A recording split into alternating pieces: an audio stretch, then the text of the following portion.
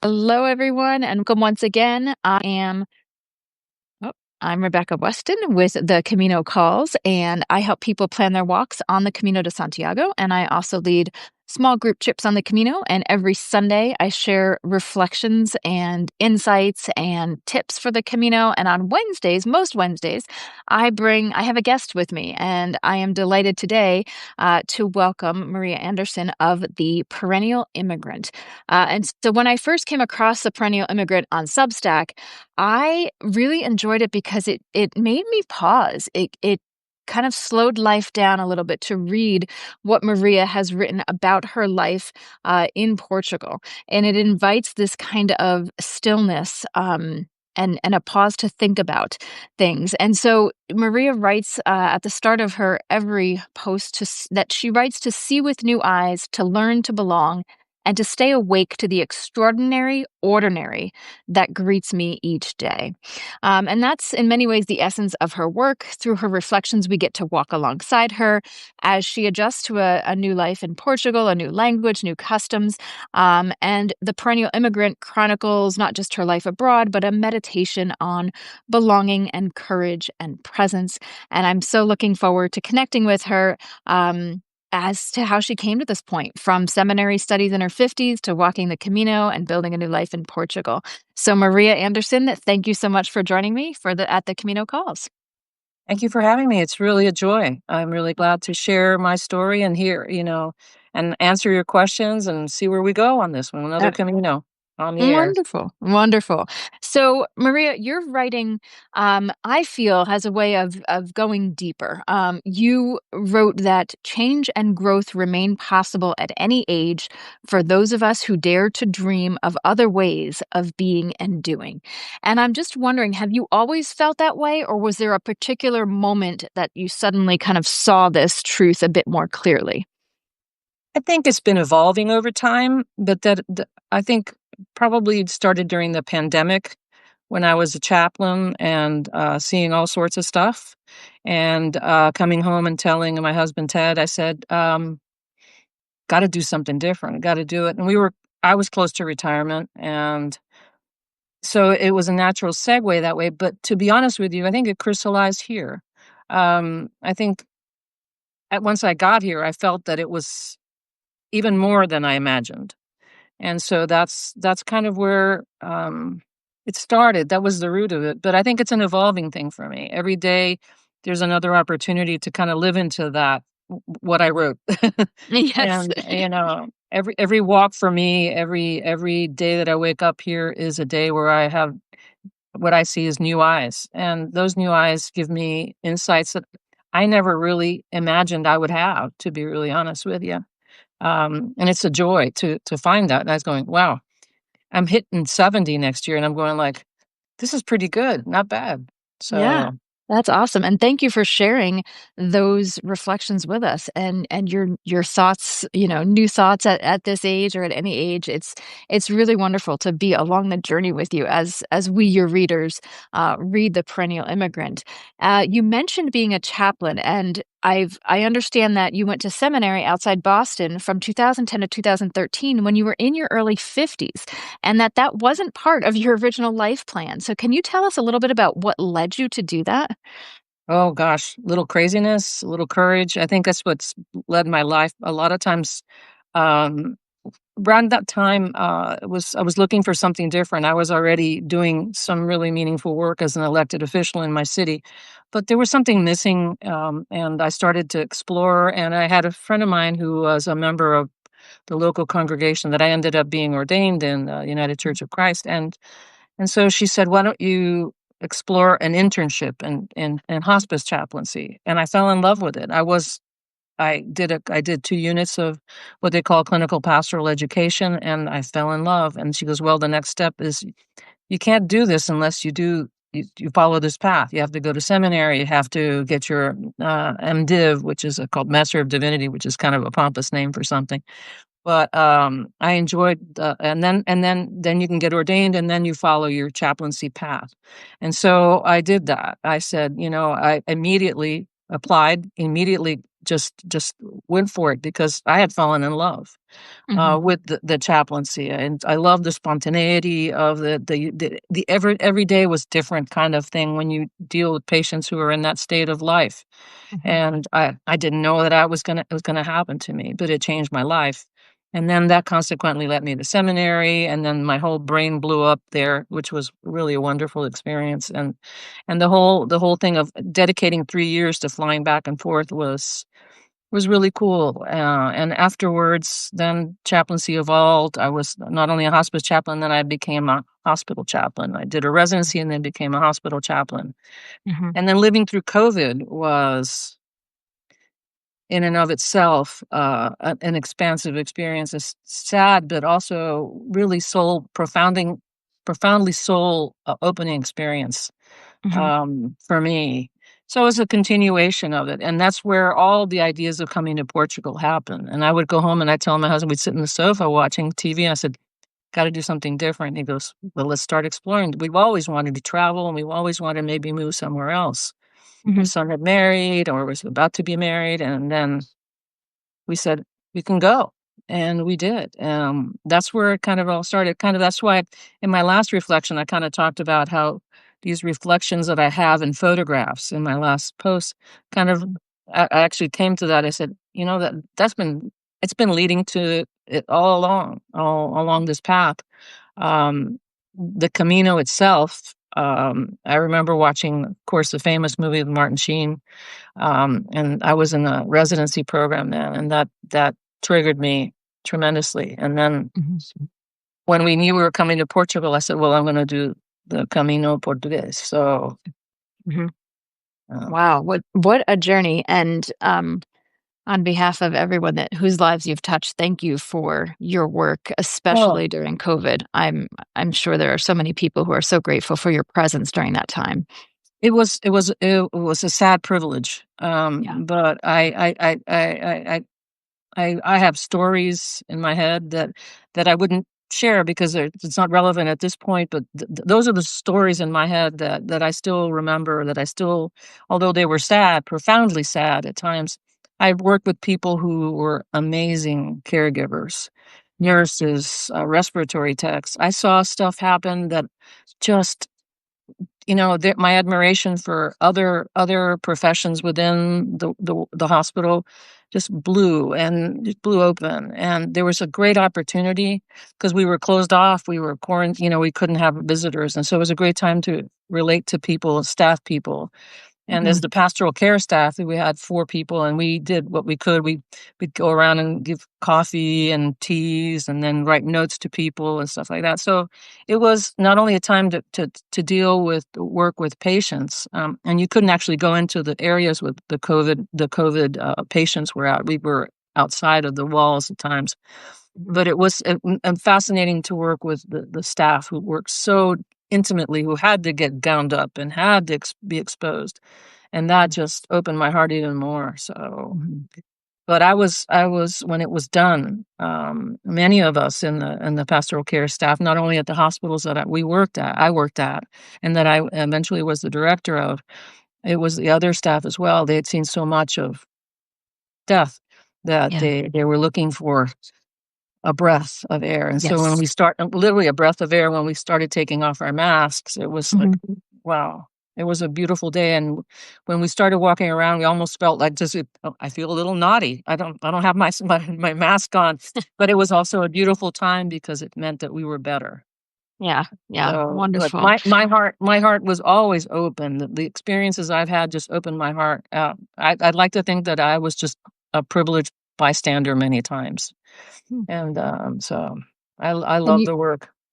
your writing, I so much enjoy, and it's none of my business, but I would encourage you, I would love for you to write those stories if you haven't already. Maybe not to share at this point, but I think it's a part of our history that it will be good to have a record of at some point. But I certainly understand keeping a lot of that to Well, yourself. I've actually thought of it. I don't know how much people would wanna go there, but I've thought of it because it was such a rich time, and I think I Mhm. could probably share the richness of it without, I think, making people go there and be sad about what happened, which was it Mhm. really was a profoundly difficult time in Yeah. so many ways. But I it was life changing for me as well. I don't know what it is, but that particular period of time was so um, rich, Yeah. and not in the things we saw just profoundly changed us.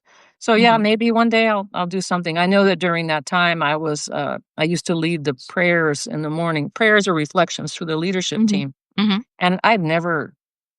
I mean, yeah, I never had been in that position before, and every morning I'd come up with a reflection, and it's interfaith because you don't push any religion as a chaplain. You're an Mhm. interfaith chaplain, and that suits me fine because I'm kind of that way myself. And so I would find myself writing these things. I said, "Where did this come from?"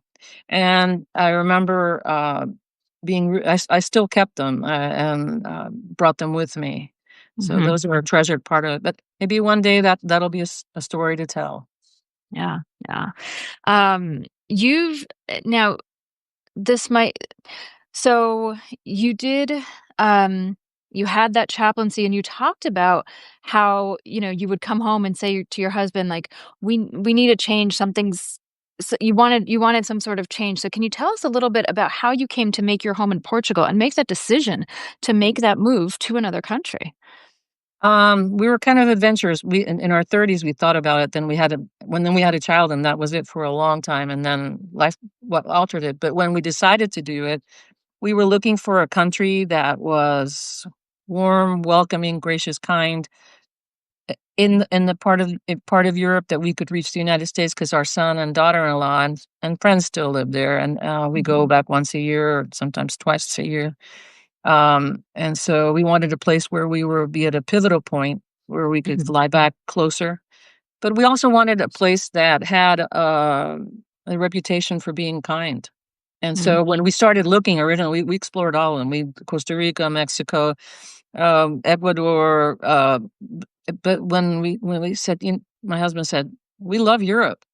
Yeah. If we're in Europe, we can travel. We can do the things that we wanted to do, explore, and just grow that way." And so we came. We had decided on Portugal even before we came here in 2022 for a scouting trip, and Mhm. it just confirmed to me when we arrived. And we arrived through Lisbon, and we came with our kids, our son and daughter-in-law. But we had already kinda set our sights on Porto because we liked the climate. We liked the way it felt to us just from watching things, Mhm. videos and things like that. And I have a moment when we are crossing we came by train to Porto, and we were crossing the bridge, and see the expanse of Porto in front of me, the whole expanse, and I just cried. And I said, Ah. "This is it. This is where we're supposed to be." Mhm. And it's been wonderful. I wake up every day thinking, "Whoa, thank you." Yeah, yeah. But that's how it evolved. We looked at Gotcha. different things and then decided Europe was where we've always wanted to kind of spend time and travel if we were to travel.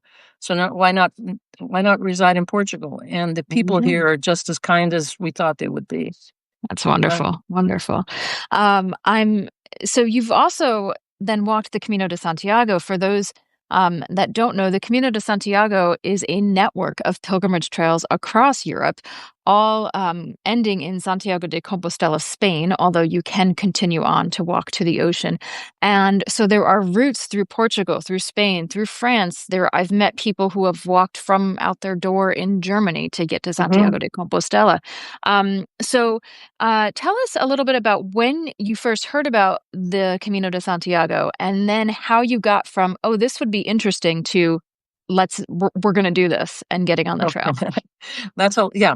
Well, I saw the movie. I knew about I knew about the Camino, but then I saw the movie The Way, and Mhm. that just activated all the neurons. So when we came to Portugal, I said, I want to do this, and I kind of talked about it before we left, and I was going to do it alone. But then all of a sudden, maybe maybe six or I said to my husband, I said, "Let's do this. Let's just do it. Let's just even if we just do 5 days, let's just do it." And then he got excited. He says, "I'll come with you." And so for me, the Camino Portuguese seemed natural for us. It's one of the more logical starting points for the Camino, although you can start in Lisbon or anywhere actually on along the way. But it was beautiful, and the funny story is that when we're walking, and it was a hard walk, the Camino, those first day, I realized, I said, "Oh my God, it's so much easier watching the video." Really? And my husband goes, "Yeah." And, but I watched countless videos of the start from the cathedral all the way through on the coast on the north port of Porto, which I can see from my own window, and then turn the corner and go north. And to me, that held a magical, spell. So that was a natural thing for me to do. Um, and yeah, after that, when we got to the turning to the right, my feet already were hurting, but I still, I have to tell you something. As we had a couple of funny things along the way, like, yeah, it's a lot easier to do this in video. Watch the video than and then we would laugh and keep going. And then all this stuff. But along the way, we went from Porto to Viana do Castelo, which is on the on the northern coast in Portugal, before you turn right towards Camino and then to Spain. Mhm, Uh, it was really amazing. I've forgotten. I was thinking on my feet a lot and doing a lot of that self-pity stuff, and, mhm, and then I remembered the moments along the way, like, just experiencing Portugal's history. mm, Just on that coastal walk, you saw statues, you saw fishing villages, you saw Roman, wells, salting wells, and windmills, and you saw that, and I said, "You just walk through the history of this people from way back when, before, mhm, and it was I realized, "Oh my god, I'm walking through this history." I'd never done that before. I lived in the United States, which has a relatively short history, and here we were talking Roman times. yeah, So I was awed by it. My feet hurt for sure, and I mhm, complained and grumbled a bit, but there are moments when I looked up and I saw stuff that I was like, "Whoa, I can't believe this." and Oh, go ahead. I was gonna say, I think that summarizes the experience very I appreciate your honesty, that it is not easy, and it's No. also amazing, and I love that you're giving us both sides of that, so sorry, It is, continue. it is, it is. I took off my socks the first night. I go, "Oh, this is gonna be a problem." But, it was very interesting because when I came back, all I could think of for first few days was like, "Oh, my feet. Oh god, I miss seeing stuff," whatever. I didn't realize till after I came back that I'd seen actually a lot more than I remembered. Wow. I watched another, because I'm a glutton for these things. I watched other people's walks, and I said, "I remember that. I remember that. Ted, do you remember that's where the Brits asked us if this is the right way? Do you remember that?" And so I go, "I remember more than I thought." Mm, And so that was a nice gratifying thing, that I hadn't just been focused on my feet, and the pack on my back. mhm, So the realization was afterwards that I had seen so much more, and all of a sudden I said, "I can't wait to get back." And, some of the mistakes we made, which was mhm, carrying too much, not too much, but enough, and mhm, then, probably not practicing enough in the walking yeah, part. yeah. That was a fault uh, that we're correct for the next time, and we've already planned for the next time around, so we learned. But I was Mhm. awed by the fact that I reflected back, I go, "I actually remember that." Yeah, yeah, and just so people are clear, so not everyone who starts a Camino necessarily gets to Santiago the first time, and so there are people that do the Camino de Santiago in stages, and which is what you, Marie, and your husband did, is you did the first 5 days, literally walked out your door, it sounds like, or walked to the Porto Cathedral, or got to the cathedral, and walked from there, and then when you talk about doing another Camino, I imagine you'll go back to where you left off and then Right. continue forward. Yes. Yes, we started at the cathedral, and when we got there, we said, friends dropped us off, and I said, "Oh, this is real now." But yes, and, so we started walking, and then when we got, after 5 days, and it was, the last day, I had to take an Uber to the last several kilometers because I just couldn't, and I Mhm. gave myself permission to do that, and so the day before, friends picked us up and gave us a lift from where we were sitting to our guest house, and Mhm. it was in Esposende. And so I felt that I gave myself permission to, even not being able to do it, but still going anywhere and getting my stamps and doing, because that last day was brutal for me. We went through a different path, and it was on rocks and Mhm. stuff. But Yeah. I love the fact that we're gonna go back to Viana do Castelo, and we're gonna send our stuff ahead and wear lighter stuff Mhm. on us, and we're gonna Mhm. practice a little more. But yeah, we'll pick up at Viana. Great. We Yeah. we only had those 5 days 'cause, my Mhm. husband still works, but, Mhm. next year we'll have more flexibility, and we've already planned the next couple of stages with a couple of, different the way how we want it, how we envision it might go. Shorter distances, maybe have rest days, and, kind of adapt for who we are at our time in our lives, especially, Mhm. you know, being Yeah. older. I also didn't, as good friends of ours who are both avid hikers and the ones who rescued us one day in Esposend, he says, "You didn't practice enough, like we asked you, told you." And I said, I know." And so practicing will be part of the next step. Um, Got it. Got it. And for those that don't know, yeah, it is not there's not a lot of requirements on the Camino de Santiago. So there is not a requirement that you carry a backpack.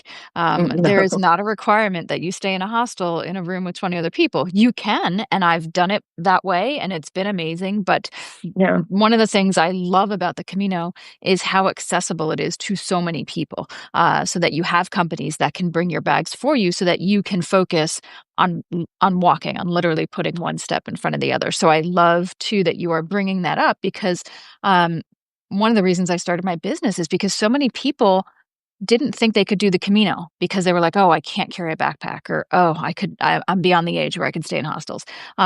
So I just love that you are able to recognize, okay, this is how we did it the first time, and next time we're going to make some changes, and that's absolutely. great. Yeah. Uh, Absolutely, there's no way I could yeah, there's definitely no way I would do what I did before. That would be like repeating, so you the keep doing it definition of over to insanity. yeah, the fishing machine sound. So, yeah, we I think that's the only way, is to learn from what I did, and we did, and just rejoice the fact that we did it. We did Mhm. the 5 days, and we got there, and, yeah, we can do it better next time. I already looking at, like, a small lumbar pack and, sending the stuff that we need along, and we stayed at 2 just regular hotels, along the Mhm. way, and then 2 guest houses, very beautiful, Mhm. very nice, along the coast, all along the coast, and, just lovely. And we rented some really beautiful folks along the way, not as Mhm. many as people who are continually doing it every day, every day, every day, but we did Yeah. run into people that we saw, and we were able to actually catch up, and there were 3 Australian women, so I said, "Oh my god, if they've come all this far, I better make it to where I need to go because, oh my god, they flew halfway around the world." Oh, Yeah, and I noticed we had a comment here that I wanted to speak to. Amanda wrote that if you don't carry your backpack, some of the hostels will not let you stay and then tell you that you aren't a real pilgrim. And I wanna speak to that because, yeah, but that's if you wanna stay in a hostel. But for most of us, when we're not carrying a backpack, we're not interested in staying in hostels. So there are very few accommodations that will not accept pilgrims. Those that will not accept pilgrims without backpacks. So there are municipal hostels, there are donativo hostels, mhm, and some of those absolutely will not allow you to stay if you show up with a day pack on.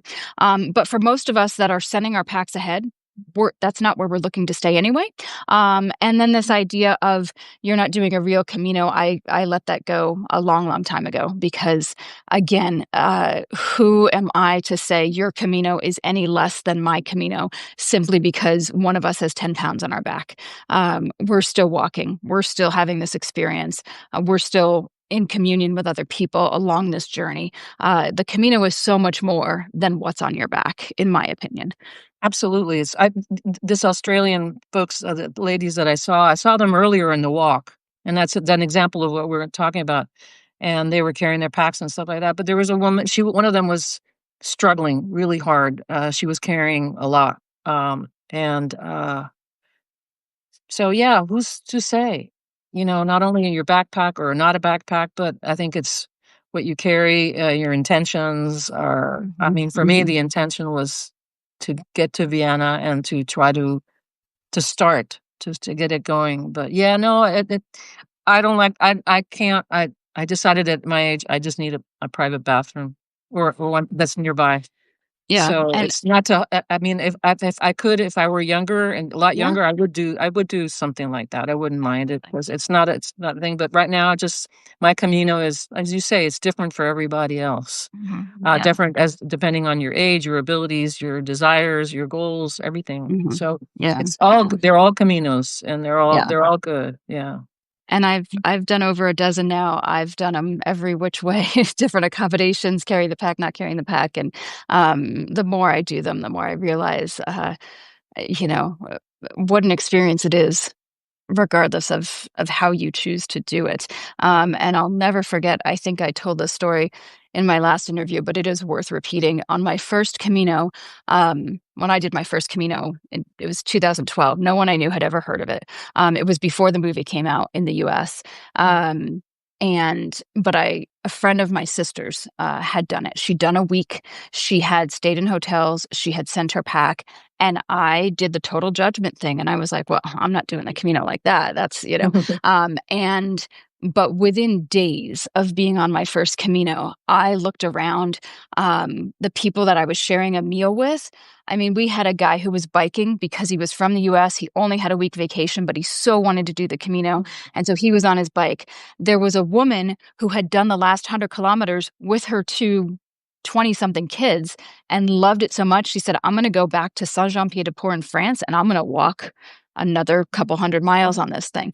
I had a guy with me who was only going did 2 weeks every year. He left his home in France, like, so many years before, and it was gonna take him 5 or 6 years to do the Camino, and that's when I looked around and realized, who am I to say that her Camino was any less than my Camino or that any of this is any less than my Camino? And then when I got back, I had written a blog post about this, and I spoke with her when I got back, and she said, "Would you like me to tell you why I did my Camino that way?" And I said, "Sure." And she said, "I have a special needs child who I think at that point was in her late teens." And she said, "So I felt like my whole life I have been carrying a huge burden on my back, and the Camino was my chance to let that go." And I mean, I can hardly tell that story without crying. Yeah. And so Yeah. it's just, I think of that anytime anyone says anything about someone's backpack, I'm like, who am I to talk about anybody else like that? No, absolutely. And Yeah. that Australian woman that was, carrying a lot of weight on her body, and it's, just a lovely person, and she struggled along the way, and I would stop and not watch her, but I was going like, "Oh, I hope she makes it. I hope she makes it." Yeah. And but you could tell that I said, "I hope she makes it." And that's when I had a chance to talk to her, and she her foot was bandaged. I said, I feel for her. I feel for her, and, I hope they made it okay. Mhm. 'Cause she was Yeah. lovely, they were lovely, and I admired so much that she had the courage to do that, Mhm. carrying not Yeah. only the backpack, but also she was carrying some weight on her body, which is nothing. I'm not criticizing anything like that. In fact, Mhm. I Yeah. admire the fact that she had the courage to take such a hard pounding on that and just go on Mhm. with it. I thought that was just really inspiring Mhm. for me when I saw Yeah. her. Yeah. Yeah. When she would take Absolutely. breaks, I would be cheering her on inside going, "Go, go." Mm. Yes, indeed. Yeah, it's amazing to me having, volunteered in various places along the Camino. Um, you never know who's gonna walk through that door, and some of the people, the burdens that they're carrying, whether it's physical, whether it's mental, the stories that have been shared with me, it's incredible what people, bring to this journey, and then what people bring home from the journey as well. Yeah. So I totally agree. It's kinda like actually, you're be kinda like a chaplain. Yeah. When you do that I was work is that you listen to other people's stories, and then you validate the fact that we're all on our different paths, and it's all valid, and it's all good, and it's worthy. Yeah. So I was going to ask you about that intersection of your training as a chaplain with the Camino. Did you find, you just talked about some of those parallels, but can you talk a little bit about that and maybe how that did that prepare you in some way for the Camino, or were you able to use those skills a little bit along the Camino? Or we didn't have that many opportunities to chat with people, but, I think I'm I think that chaplaincy in me never goes away because I'm always I'm if I don't talk to somebody, I'm observing, and I'm wondering, and there are things that happen along my daily thing here in my life that I start to question. I said, "Well, I wonder what's going on in their life to make them react that way," or Mhm. wonder, Maria, don't think that that's why, but so the chaplain brain is always on. I didn't get a chance as much to talk to people, Mhm. but the fact that it's always on, and Yeah. I'm Yeah. always checking myself to make sure that I'm not judging, and Mhm. and also most importantly for me who grew up Cuban and Catholic, Mhm. not to judge myself so harshly.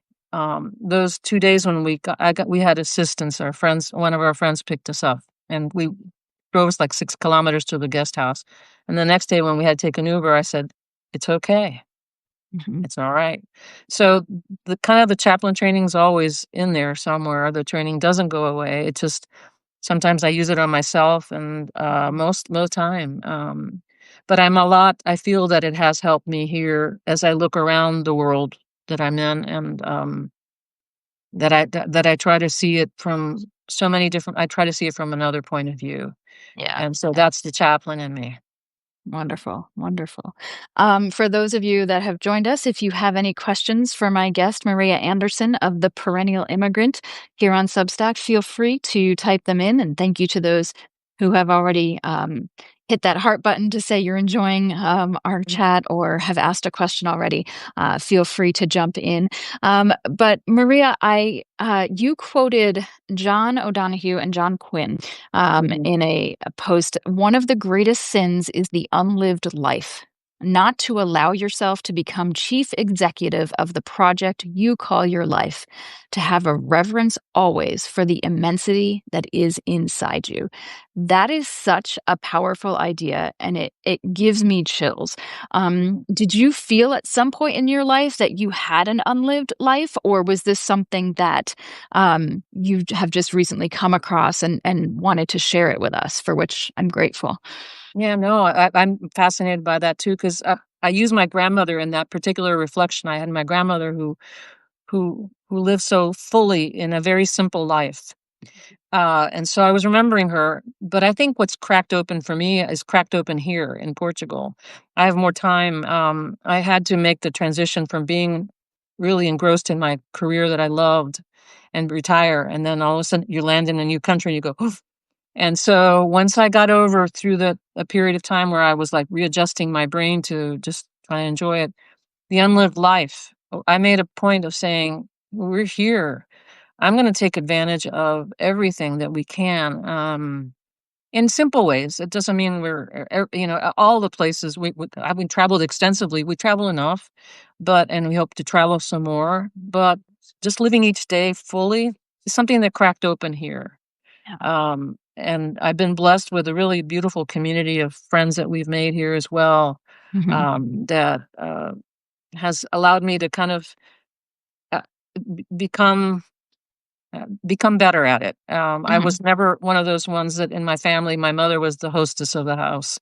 We always had people, and my grandmother loved to cook, and I was always hiding. I never wanted to do anything. But now our home is open to our friends and our community, and I welcome.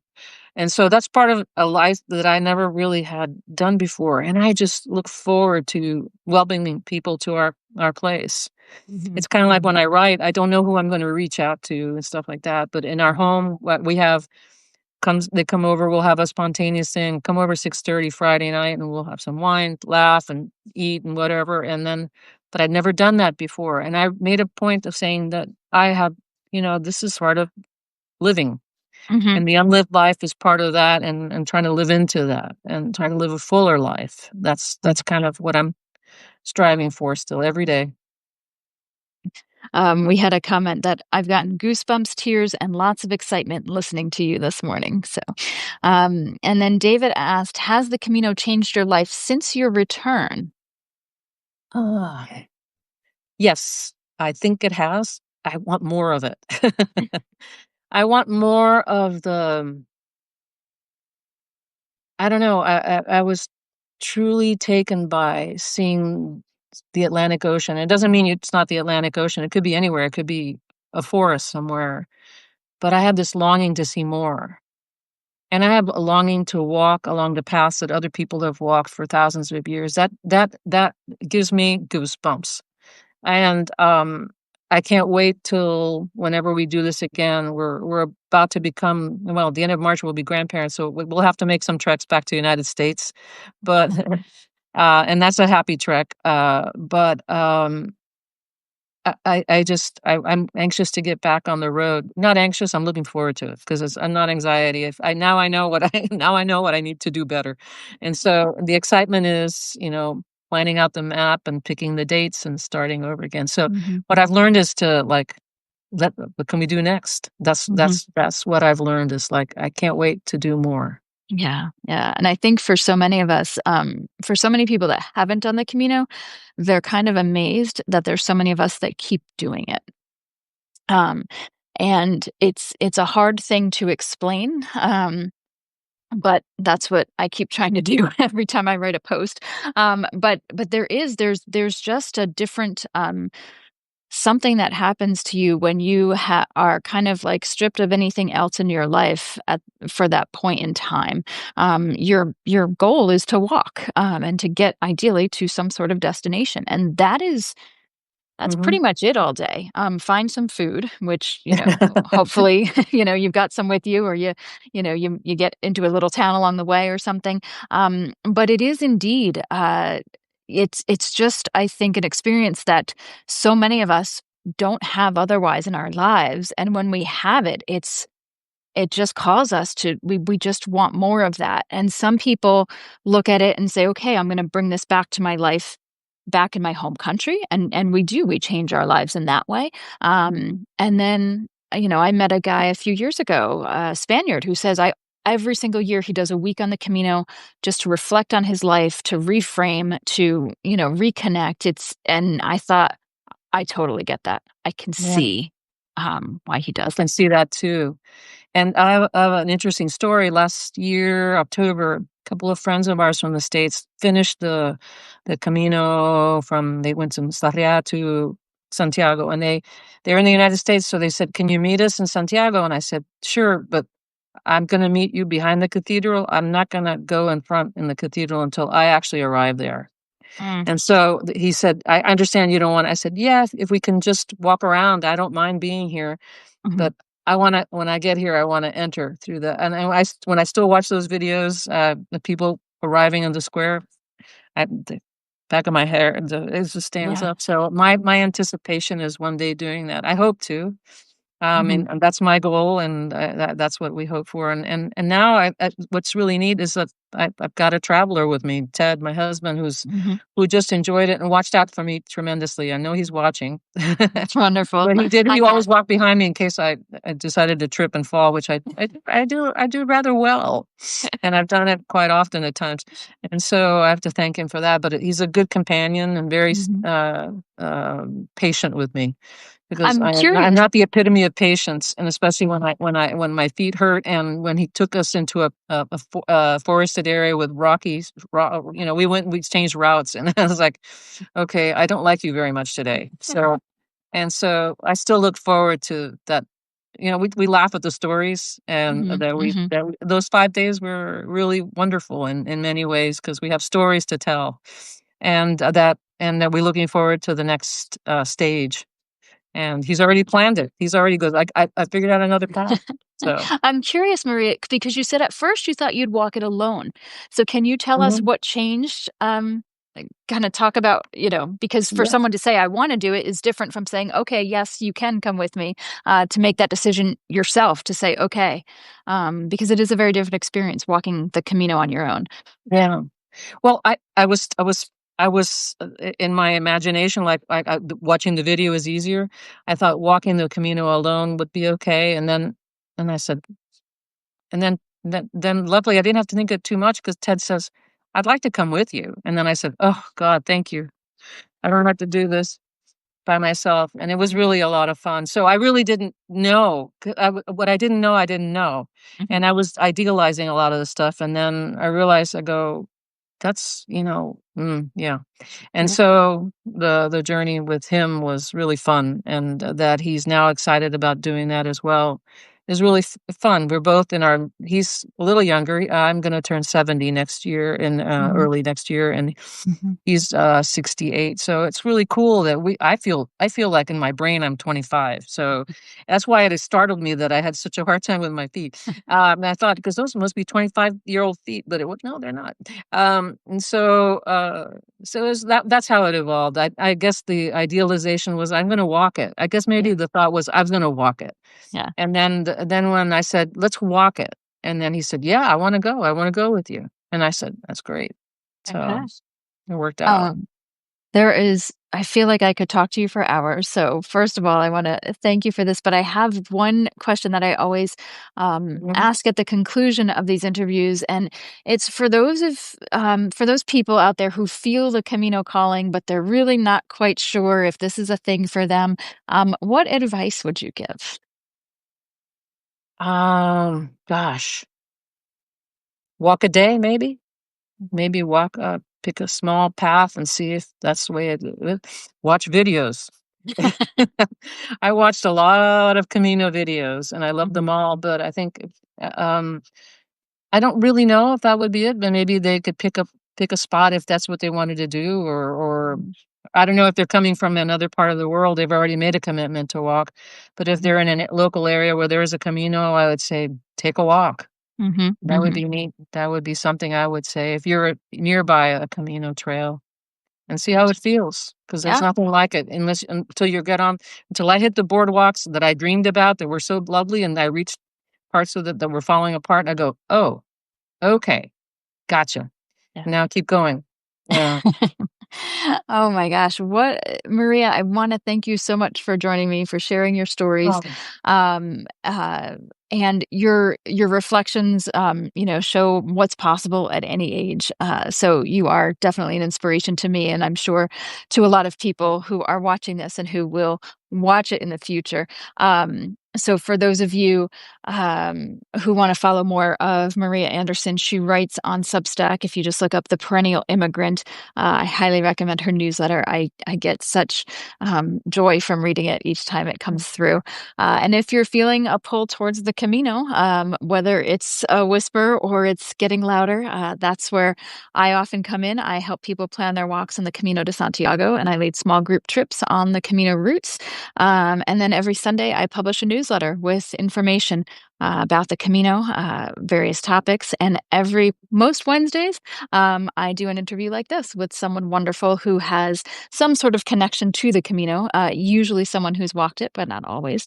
And so I invite everyone to visit inspiration.thecaminocalls.com for that information. So, Maria, thank you so very much for joining me, and I wish you a thank buen you, and camino. thank you all to who joined. Thank you. Yes, thank you to everyone who joined us live. Bye bye. Bye-bye.